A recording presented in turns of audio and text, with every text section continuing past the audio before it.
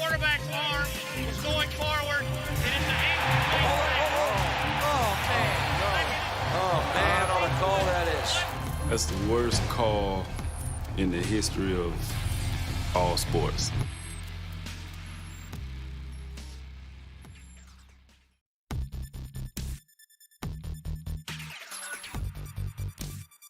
Deciding who wins the game on this call. Under review.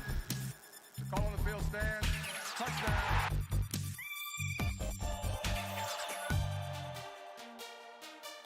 After review, it has been determined that the receiver did not maintain.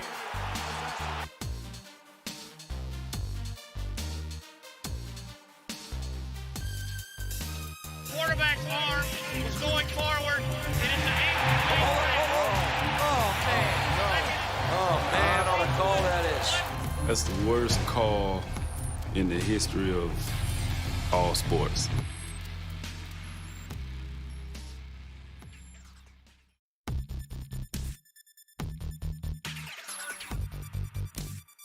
Deciding who wins the game on this call. Under review. The call on the field stands. Touchdown.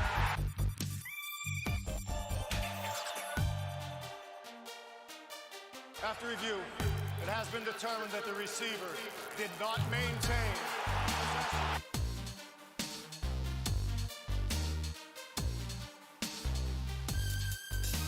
quarterback's arm is going forward.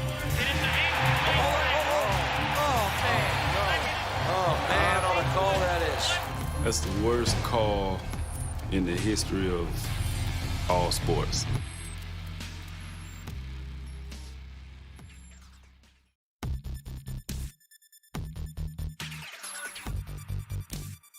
Deciding who wins the game on this call. Under review. The call on the field stands. Touchdown.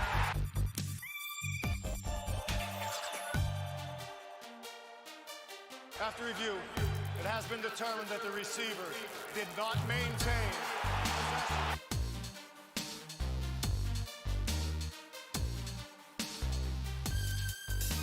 quarterback's arm is going forward. It is the Oh, man, what a call that is. That's the worst call in the history of all sports.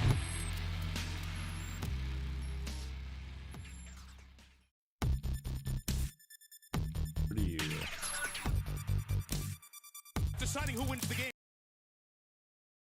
Hey, welcome to another bad call where the refs aren't the only ones who get it wrong. It's Friday night. That means we're back for our weekly football DFS look ahead lineup building session. What's happening, buddy? Oh, not too much. I'm trying to stay awake to get to get through this. Today was my last day of the 2 a.m. to 10 a.m. and I was up until about 3 o'clock this afternoon. Slept for a couple hours, and we're gonna hit this, and then back to bed. Oh, nice. What about you? It's an odd week. I had Wednesday off, so it's just an odd occurrence to work 2 days, take a day off, and then work 2 more days, and but all that. The game last night was not very exciting to me. So we'll see. You're saying I didn't miss much? We have a slate here that will not be derailed by my fandom since the Bears are on Monday night. So yeah, we'll see. Yeah, you got to be pretty excited. I woke up to the news that Nagy has handed over play calling duties, so you've got to be super excited at this point. I think it's about damn time, but we'll see. What you're gonna see is that it doesn't matter who's calling plays because our O-line is garbage. Yeah, it is. It's not very good. I'm not gonna lie, but there's certainly some better positions that they could put the team in. I'll put it that way. No more flat passes to Jimmy Graham, please.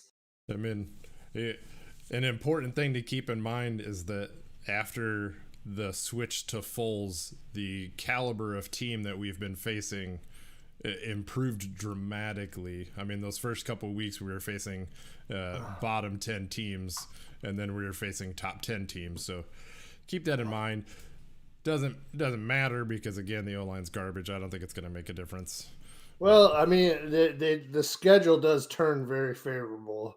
Aside from the 2 games with the Packers, the rest of I think it might be the rest of the schedule is teams under 500. So yeah, we'll see what happens, but I don't want to spend too much time dwelling on the sadness that is our team. So how'd you do last week? Last week was hard for me to even remember. No, it was a bit of a no. It was last week was my it was the stinker week because Justin Jackson goes down on the first play, and I missed out on cashing pretty much everywhere by less than 5 points. So yeah, that stings quite a bit. So what could be a average to at least break even week turns into a major loss, which was not friendly to the bankroll. My bankroll builder that I had the 2 weeks before pretty much vanished. So yeah, how'd your season long go? well, we don't talk about that. Season long. How many season long teams do you have? I have 2. Okay. Okay. So you really want to know? I've forced between the 2 teams. I have 4 starting running back positions, and I got a grand total of 4.3 points combined. You think good work, Ryan Pace? You think that's good? Good work, Ryan Pace. Oh, started Justin Jackson in 2 of them, David Johnson, and it doesn't really matter. Somebody else who sucked. Jonathan Taylor. Oh wait, no. I actually didn't start him last week. He would have been an improvement. That might be the saddest statement of all, but we can move past that. Yeah. I had a decent week, season long wise. I mean, fantasy wise, actually, in general. Season long, I won 5 of 6 matchups, and Justin Jackson going down cost me actually winning 6 of 6. The unfortunate part about that is, had I won that, it would have put me in a position where I might have still been in contention for playoffs. I mean, I still am mathematically, but it's a real long shot. And that's a dynasty league, so I may have to completely switch my approach and start a qualifying roster, but maybe not one that's competitive, so I can put myself in a good position pick wise. But we'll see. DFS wise, I had a decent week last week. Nothing to write home about, but I didn't lose money, so that's the big thing. I had three lineups cash in the play action. They cashed. One of them cashed for min, and the other one cashed for 4x. So, or I had 2 of them cash for min, and I think 2 cash for min. Nope, sorry. I had a 4x and a 3x, and then a 2x in that one. So that one covered my week basically, which was nice. Plus, I finished second in our weekly turning. So that was pretty nice to get.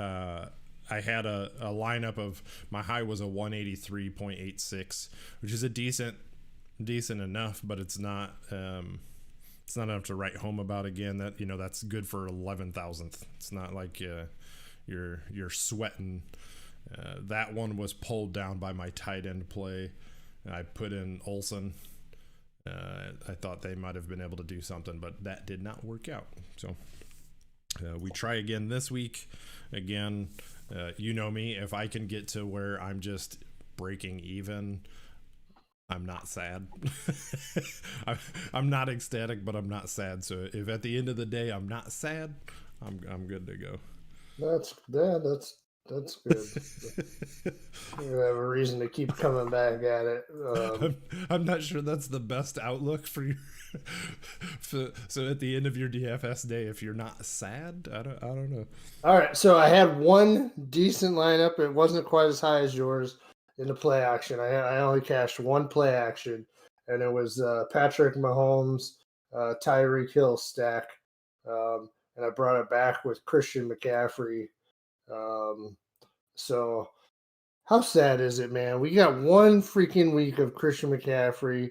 He does all those exciting. He's so fun to watch, man. He's so good. And then he gets banged up, and there's a chance we're not going to get to see him again this year. So that's such a bummer to me. Yeah, I mean, it is, as a football fan, you're right. It's hard to watch. I'm at this point in time, I'm just very jaded towards this season. I mean, as we've talked about, I lost Marlon Mack in the first quarter of the season, and then I lost Barkley the next week.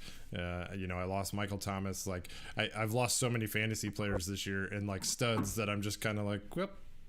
Well, I don't have McCaffrey on a team. He's fun to watch. Sad. I Exactly. as a football fan, it sucks. That's what I said. As a fan, it's terrible. I'm just at this point, I'm jaded, so I'm just like, okay, yeah, another guy down, moving on. Let's go. And I also think the only thing that'll break me is Russell Wilson. If Russell Wilson gets hurt, I don't know that I can keep watching this year. That's just where I'm at. I think that the other thing is, from a DFS standpoint, it's kind of fun to have to try to see how you can fit him in your lineup, to play him every week at 10K or whatever. But that's it. If you played him last week, you got rewarded. Yeah, and he was in my 183 lineup. I think. I wish I would have paired him with Dalvin. That would have been. That might have been my lineup. Hang on, let me look.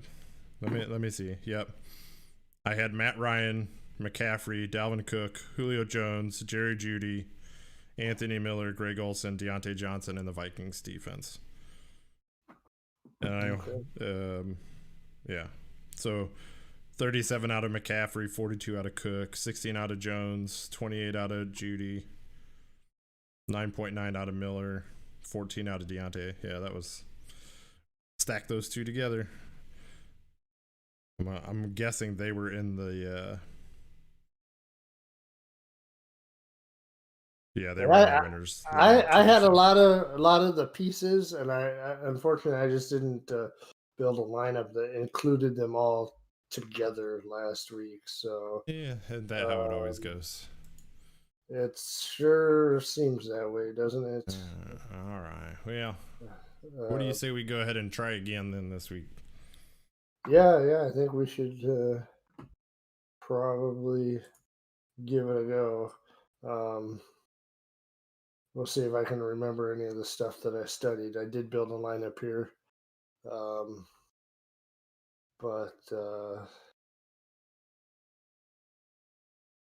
Yeah, it's hard to say. Like my cash lineup last week with Deshaun Watson, Dalvin Cook, Keenan Allen, and Julio Jones, you would have thought that was going to cash, but I had two players get injured. That didn't help. Chase Edmonds also did not help. So, yeah. But let's talk about what I built and put together this week. So, we spent some time there talking about Christian McCaffrey, and one of the building blocks I think this week is going to be to go right back to that Mike Davis well, because he's only 4K. For some reason, they dropped him all the way down to the min. If you're going to get 20 touches out of a guy for min price, I don't really care what the matchup is. I'm going to lock him into my lineup. The next guy that I locked in is Kyler Murray at quarterback. He's average, or his floor this year from fantasy production is I think 23 DraftKings points. That's his floor. That's what Aaron Rodgers is averaging, and he's like the fourth or fifth. So Kyler Murray has 9 rushing touchdowns. He's averaging 70 yards rushing a game. He's just doing it every week, and Buffalo keeps playing high-scoring games. Because you have that building block of Mike Davis at 4K, you can afford to pay up the 8K for Kyler. So those are that's where I started with my 2 locks. So then I start looking at running back and what I want to do to fill out my running back position. And Green Bay's got a pretty cake matchup. They're at home against Jacksonville. And so I'm going to build off of that and put Aaron Jones in a lineup. Jacksonville is just not good against, much of anything. Aaron Jones, the Green Bay offense is really funneled through 2 players, so at 7,100, I think Aaron Jones is actually quite the value. So I might as well stick with that game and tell you that I'm going to go ahead and pay up for Devontae Adams in this lineup too at 9K. And you might wonder, so you really want to put 2 players at high price in your cash lineup from the same game? Well, the Packers have an implied team total of 31.25. They're favored. That passing offense, Devontae Adams has like a huge target share for that team. He just does nothing but score touchdowns. And then Aaron Jones, when he's healthy, is a beast. It's a good matchup. I don't even think he needs, even if they get up and they don't play the fourth quarter, I think they're going to return value because if they get up that high, they will have scored their points within the 3 quarters. Yeah. Real quick on that. Aaron Jones to me is an easy play at 7,100. I think it's actually low for the matchup and his talent. Devontae Adams, that's a lot of money to be playing at receiver. It's not that I don't like the play. I just think there has to be some caution and understanding that they're not gonna have to pass a lot to win this game. It doesn't mean they won't, because that's what Aaron Rodgers and Devontae Adams do. They're like, we're gonna crush you right away. Like you said, if this team puts up 31 points, there's a chance that Devontae Adams and Aaron Jones each have a touchdown, and 80 yards and a touchdown out of either one of them, you're good to go. So if they put up 31 points, there's a good chance that at least 3 of those touchdowns come from the 2 of them combined. Correct. If not all of them. But I think you have a high floor, but I think your ceiling might be capped in this game more than normal, just because they won't have to. Yeah, well, I mean, Devontae Adams walks, rolls out of bed and gets 100 yards and a touchdown, and it's on like, I don't. It's on like 6 or 7 receptions, and that's going to be fine for me. So next, I think I saw that David Johnson got ruled out this afternoon, which I think was kind of a foregone conclusion. So at 5K, I like Duke Johnson in the flex. I mean, I've liked this guy for a long time. He doesn't ever get like a good full work share to prove, but like his metrics and stuff he's always like top 5 in yards gained per attempt and stuff like that. Um, he just doesn't touch the ball as much, and I think he's going to have a lot more opportunity in this game. That Houston, one of the things that makes Houston so attractive is that their defense is giving up a bunch of points, and so they're having to run and gun it. And I think that Duke Johnson, not only with the running work that will get work in the passing game as well. So at 5K, I like that play. Yeah, behind Duke Johnson on that roster, 2 guys you probably haven't heard of. So yeah, in Scotty Phillips and Buddy Howell. Yeah, so they're yeah. So you're either gonna find a new name, because Duke Johnson's gonna fail you miserably, or he's gonna perform for good value at 5,000. right. I mean, that's the thing. He just, he's not costing me a lot, and to get a guy who could easily get you between 15 and 20 carry or touches Yep. in the game, I think that's a no brainer. So then that leaves me with a couple of wide receiver spots, a tight end, and a defense. I'm not real sold on all this, but at this point, I like Keenan Allen. He just keeps getting the volume, and the volume of targets that he's getting. Justin Herbert is dealing, and he's dealing them. He's dealing pocket aces to Keenan Allen just about every week. So 7,100. Again, I think he's a real solid play. I don't fear that he's too expensive at that price. So now I got to pay down because I've paid up in so many spots. So I want to get a piece of this Seattle LA game, and I'm going Josh Reynolds at 3,500. He's been getting worked into the offense. Quietly, the Rams have upped their percentage of pass over the last 4 games versus what they did in the first 4 games, where they were a more of a run heavy. Now they've been shifting to more of a pass heavy. And I don't know if he's going to miss or not, or if he was just on the injury report. But I did see an injury designation for Cooper Kupp. But even if he is a full go, Reynolds at 3,500, I think, has had enough involvement in that offense since they run a lot of 3 wide. That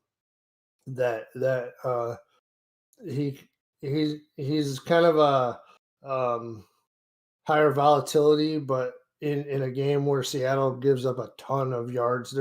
I heard earlier today, Seattle is on pace to give up the most passing yards ever in a season by 1,000 yards. So, just you always want to have a little piece of that. Tight end for me gets real sketchy this week. So I'm gonna. Sketchy's the name of my lineup. So you're good. So I just kind of taking a swing here with a Jordan Reed at 3,500. I'm going to be tinkering with this. I don't love that, but I think anybody that you're paying that far down for isn't going to be great value. We know Kittle's out. Reed didn't run a lot of plays last week, but it was his first week back from injury. So I expect that to uptick a little bit. He's more of a pass catcher than Ross Dwelly. So, I think he could be usable there. And then that left me with 2,800. And at this point, I just slotted in the Giants D at 2,700. They haven't been terrible. They're playing against Philadelphia, who passes a lot, whose offensive line hasn't been that great, and Wentz will turn the ball over. So that's where I'm at right now. Fair enough. I mean, I don't disagree that Adams could be a little high there, and I could save some salary and come down from him, and you know, maybe go to a mid 5K guy there and go up to like Waller at tight end or something. I just haven't dug completely into it. Yeah, and I mean that's tough because look, Adams and Rodgers are just balling out. I mean, they're balling out, and you look at that matchup and you go, how do you not play that matchup? You know, that guy in that matchup, it's hard to not play him. And we talked about it like last year. You know, McCaffrey was at that 10K, but in cash you basically had to play him every week if you wanted a shot in cash. You know, and you're kind of in that same spot with Adams. I think building a cash lineup, I think you're the only spots where I'm kind of like for me, if you're taking the chance on Jordan Reed, like you might as well take a shot at like a lower guy and maybe pay up a little bit more, like on the Josh Reynolds play maybe. I understand targeting that game, which I'll get to when I do my lineup, because my lineup is basically that game. But like, I don't know. I'm looking down at maybe an Ian Thomas, a Dan Arnold.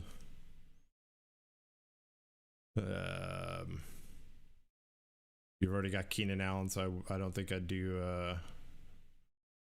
Parham.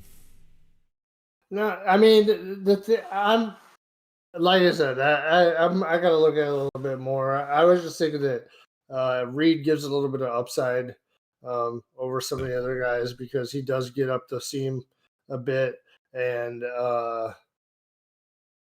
that team is kind of desperate for pass catchers. I know they're going to have Ayuk back, but Bourne is back on the COVID list and stuff. So the ball's got to go somewhere, and they don't have Jimmy Garoppolo to be terrible anymore. So yeah, and it like I said, I don't think it's a bad play.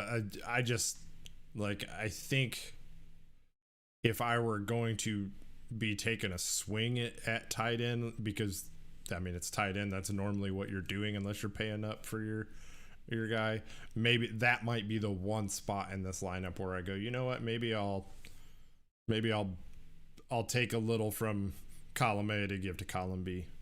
But yeah, so I mean, I think you're good. So in so many other spots that third receiver, tight end, it's not as huge of a deal for a cash lineup anyway. Well, especially Josh Reynolds. Like if you look at his last couple of games, he's gotten 8 and 9 targets. They'll hand the ball off to him every now and then. For 3,500, that's like pretty good usage. And you're talking in a game that's probably going to be played up in pace against Seattle, and so more opportunities to spread around. And really, I mean, I'll look into what's his name, but see what it says about. I mean, the last 3 weeks, Josh Reynolds is 12.5, 15, and 8.5. Yeah. So at 3,500, if you can get to 8.5 or 9 points, I mean, you're almost at your 3x. So. Yep. So what do you got? What do you got? All right. Well, let me clear this out and switch over here.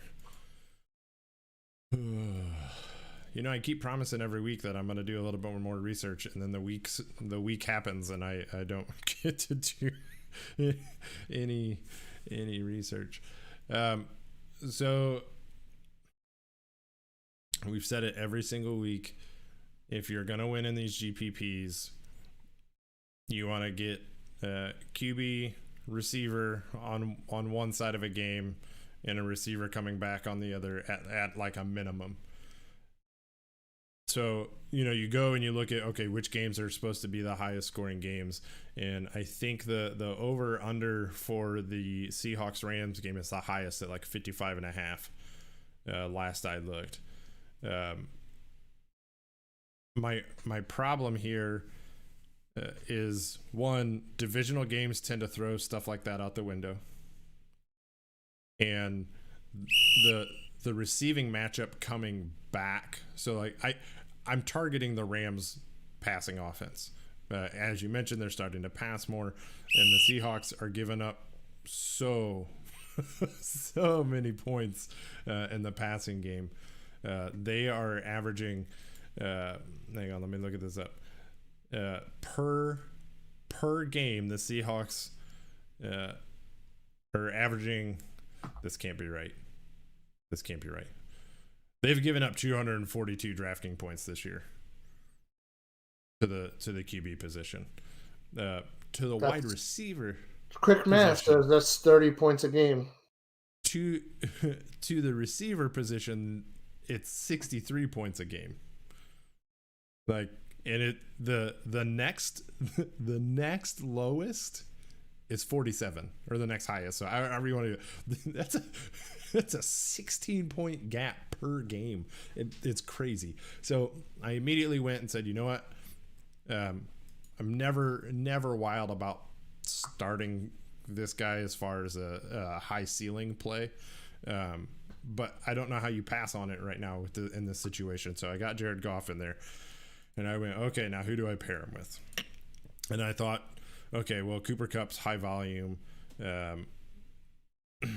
But I went with Robert Woods because I just feel like this is one of those games where they're going to use him quite a bit. Same thing that you mentioned with Josh Reynolds. You could pop him in there at a low, and I think you could probably pop him in as a double. You could go Goff, Woods, Reynolds. Oh yeah, I don't easily. I like the double stack. You might quad stack this game. Go with Lockett and Metcalf too, and so I went with Lockett in this game. I don't like playing guys against Jalen Ramsey. I don't. However, DK Metcalf is a man. Like that dude's a beast. I think he's on a mission. But I'm gonna go towards the easy route. I'm gonna go with Lockett on this one.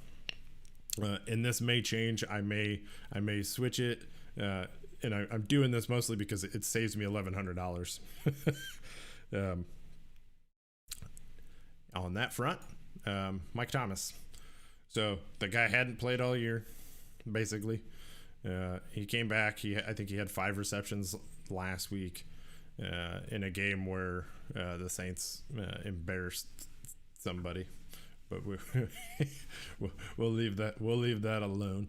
And I think this is going to be okay, welcome back for sure game for Thomas. I think we've all maybe forgotten, we've been looking at Aaron Rodgers and Devontae Adams and what they've been doing, but if you look at it last year, Mike Thomas was just destroying people. His catch percentage is out of control. His target volume was fantastic. And I think after getting a game in, this is going to be a big game for him. And at 7,400, yes, please. Because if he has that game next week, he's going to be at that 8K plus. So I want to get him in at that value where I can. Just a couple of little notes about Mike Thomas. He's never a bad play, obviously. This game they're the first and the 5th slowest paced teams, so it doesn't scream for a lot of high volume. And it's interesting to note that Sean Payton and Drew Brees versus Kyle Shanahan are 0-3. So, I was gonna mention something about that in when you were talking about Jordan Reed, because that was my first response. Like, this is one of those games every time where it's like, okay, this is gonna be a good game, and then San Francisco is like, you know what, we're gonna smack you down here. This year's a little different, or this game's a little different for me because San Francisco is missing their top 2 defensive linemen. They're missing offensive linemen, and they don't have their best running back. Like, I mean, this team is just decimated. Oh, for sure. I was just throwing out, a little bit of. Personally, I would find it hilarious if San Francisco goes in and it's the Saints. Personally, it's 2020, dude. Man, you just never know. And it's the NFL. You just never freaking know. But I mean, the reality here is the ceiling for Mike Thomas is always high, in my opinion. And at 7,400, I'm gonna tap into it before he goes up. Oh yeah, I like it. I wasn't trying to dissuade you. I was just throwing some nuggets in. Sue, tight end. I got Evan Ingram again. The tight end it's such a crapshoot unless you're playing, the Kelseys, the Kittles, your Wallers that are just guaranteed a high volume. Ingram has been getting the volume at this point, and he's coming in at 2,100 cheaper than what they have in IR George Kittle on, which I'm not really sure. I'm not really sure how that works, why that's even an option. But I mean, even Waller's at 5,900. So I'm saving 1,400 right there. Though this may change. But again, I'm got upside plays here. So, and speaking of upside plays, I'm going to put in Kareem Hunt, and we're going to come in here and put in, where are you at? Phillip Lindsay. So, Chubb's out this game, if I'm correct, or did they activate him? I don't know. That's what I was just trying to look up. Okay. I thought I knew they were saying that he had a chance to return, but I thought they went ahead and said that he was not going to play. If he plays, that'll obviously change. I mean, it doesn't have to. I mean, because you still get high upside, but without Chubb, I think Hunt's still the way to go. It sounds like as of this late afternoon, it's still up in the air on whether they're going to activate him or not. Yeah, and I mean we've talked about this, that whatever we say today doesn't really mean a whole lot of anything till about 11:59 on Sunday. Well, hopefully at least by 11, because all the actives and inactives have to start coming in. 10:30. They got to be 90 minutes in before. Although we have an interesting slate this week, as we have, 4 early games and 5 late games. Yeah. It's got something to do with that little golf tournament going on. It's nice. It's nice. Yeah. I'd say it'd be a really good Sunday if my wife was going to be home so that I could enjoy watching football. But you could play tackle football with the boys while you get the games going. No way, man. I got an 80-pound dog that does not like that. I somehow get beat up quite a bit in that game. Phillip Lindsay, as much as it pains me to say, there's something going on. Gordon's just not getting it done. This to me is going to be another one of those high scorers. The over-under on this game, 51. So I think if this turns into a shootout, you're going to see a little bit more of Phillip Lindsay getting, especially from the pass game side. And usually what happens in these Denver games, they start playing halfway through the third quarter. So they're going to be playing a lot of catch-up. So Phillip Lindsay is the play there at 5,000. Unfortunately, my boy Albert O tore his ACL last week, so I'm not going to be tempted to put him to play.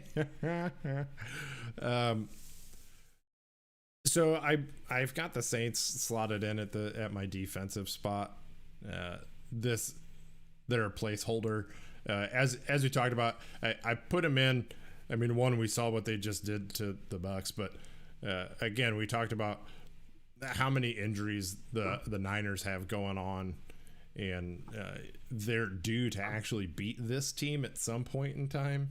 However, I can almost guarantee that because I'm starting Mike Thomas and the Saints defense, that San Francisco will go for like 40. So I mean, probably not. I think it's I put that on the board. I think it's definitely a reasonable play. I don't think you need to. So anyway, 3,800 I had left, and this is where we could go back to that whole Josh Reynolds play. What I had slotted in there was actually David Moore, who is 3,400, so he comes in just a little bit below. But easily could go with the Josh Reynolds play. We talked about what Josh Reynolds has done in the last week. He's gone 12, 15, 8. David Moore has now gone 8.8, 13, 6, and 17, 1. So both guys that are starting to see a little bit of an uptake and are getting trusted a little bit more in their respective pass offenses. I think both of them, they're stretched, but at that price, that's where you're at. So this was just the lineup that I put together a little bit earlier today. Things will change a little bit. I always trust Russ.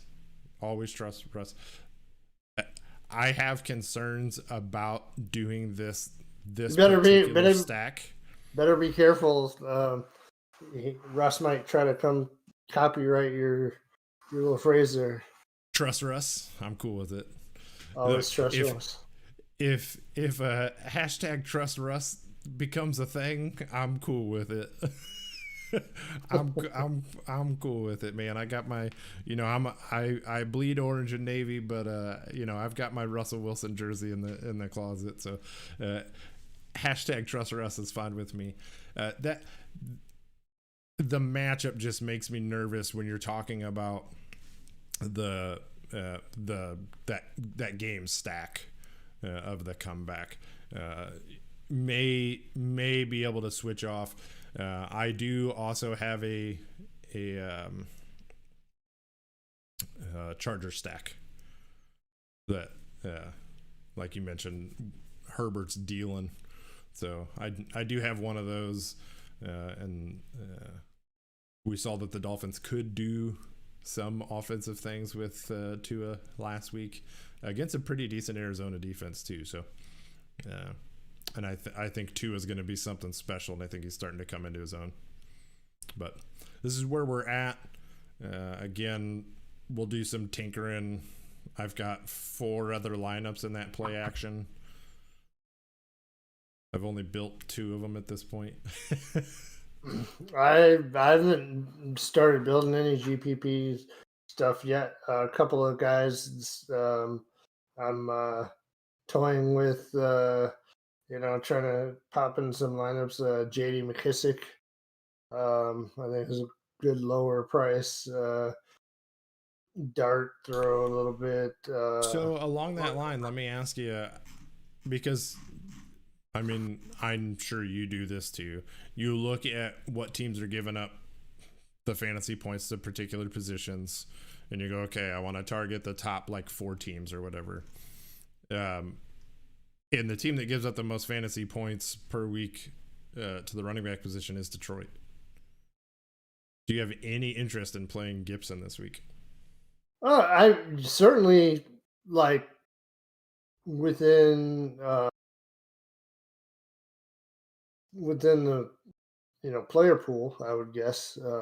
But McKissick has quite a bit of volume in the passing game, and I think he just got like the second largest target share in that offense, which is a little crazy. I mean, that like quietly, I haven't really like thought about JD McKissick at all. Isn't that a little bit of a revenge game? Like, was he on Detroit before? I don't think. Yeah, maybe he was.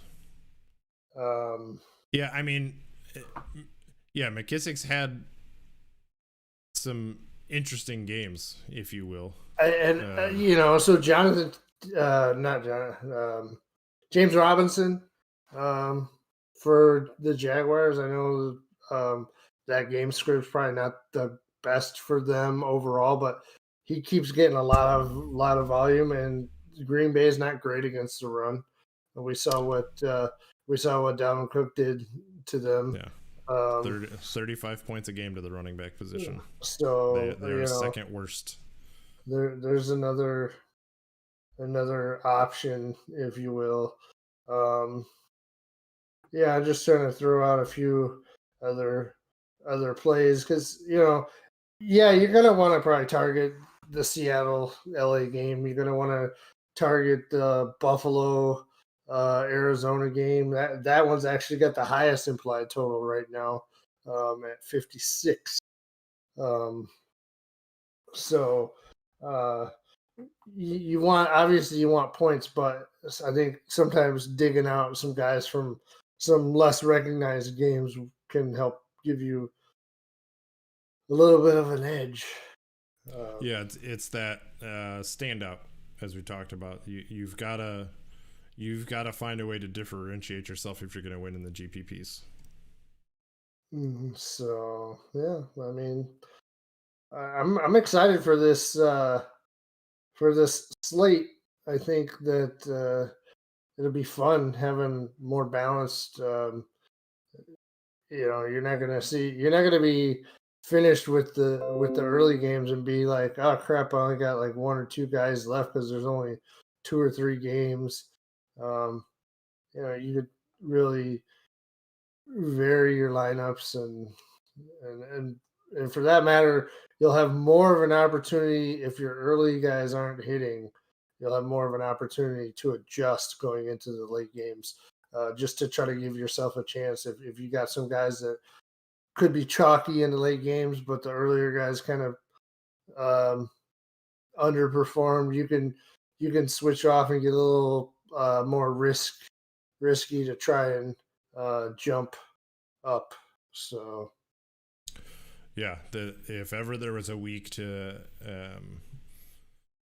late have swap. Those late game guys to do your late swap, this is the week because you've got all the extra.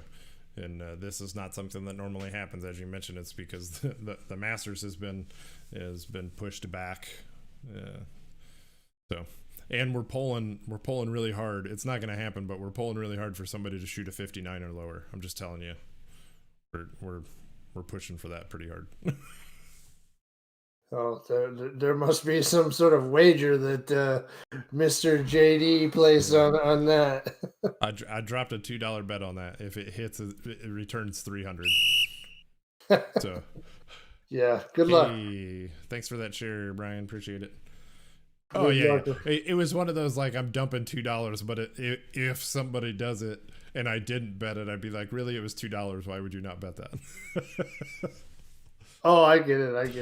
I mean, if you tell me I can give you $2 with a 1 in 1,000 chance, I mean that's not the odds, but of getting 300 back, I'd be like, okay, here's $2. Like, I mean, it's crazy that the Masters is going on, and I'll be honest, I didn't build a single lineup in golf DFS, and I almost always do for the majors, but I really don't know what to expect.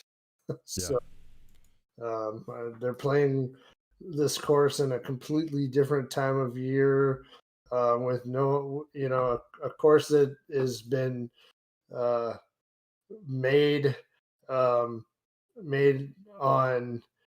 the crowds and the roars of the crowds and the swings and emotion, that brings, and So it's just odd is all it is to me. But I'll certainly try to watch it a little bit this weekend. At the risk of getting into a diatribe here, has the lack of fans or the reduced amount of fans reduced your enjoyment of watching other sports? A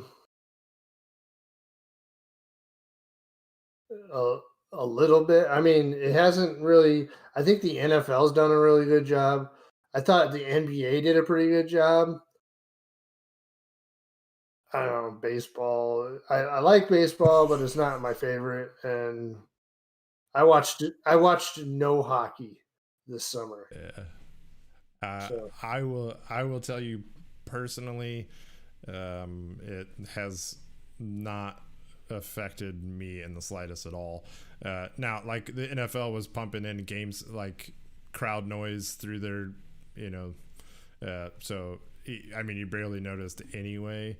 I bet the players notice. I'm sure there's an energy level that they miss, but at the same time, I'd argue that athletes on that level, when they're in the game, they block out so much that they don't really miss it until it's like, okay, a celebration type scenario, like where the crowd would be going nuts, or it's like a 4th and 1 and the defense is trying to stop the the visiting offense. Like those are the times where you might miss that extra little bit. But I'd argue that when you're at that level in your career, that type of outside stuff is completely secondary, and a lot of times you don't notice it. But I could be way wrong, because we know I am nowhere near being a professional athlete. So yeah. All right, buddy. I think that's gonna about call it. You got any last thoughts? No, I think I don't know. We still have half the season to go, and I don't know about you, but I haven't quite figured it out this year. Yeah, this has been a weird year all around. I'm hoping to be able to get into the research side of things. I keep saying, okay, this week I'm going to get more research in, and life happens, and I haven't found that point. So I hear you, hopefully. bud. I hear you. Yep. I just finished up one of my classes. So for the next 5 weeks, I only have one class going. So maybe that'll provide me a little bit of time. I doubt it, but who knows? All right, man. Well, I appreciate the time. And we'll talk to everybody next week. You can find us on our social medias. You see it at JDWest22 on Twitter, Instagram, at Justin M. West on, is that your Twitter? Yep. Yeah. Okay. Yep. So hit We got a little bit of interaction this week. We hope for a little bit more. And you can find us across all of all social media platforms except for TikTok, because thankfully Justin's not doing any dances. Wait! But I do. No, oh, boy. I don't do any dances. No. Okay, but I was about to hit that red end stream button. If somebody wants to donate, I might be convinced. I'm not even going to go down that road. Add another bad call. Find us on Twitter, Instagram, Facebook, YouTube, Twitch. We're all over the place. So you have no excuses other than our ugly mugs not to be paying attention. Thank you, everybody, for your time, and we'll see you next week. Peace.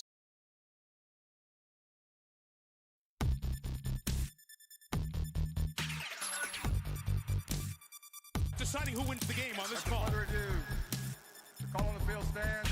Touchdown.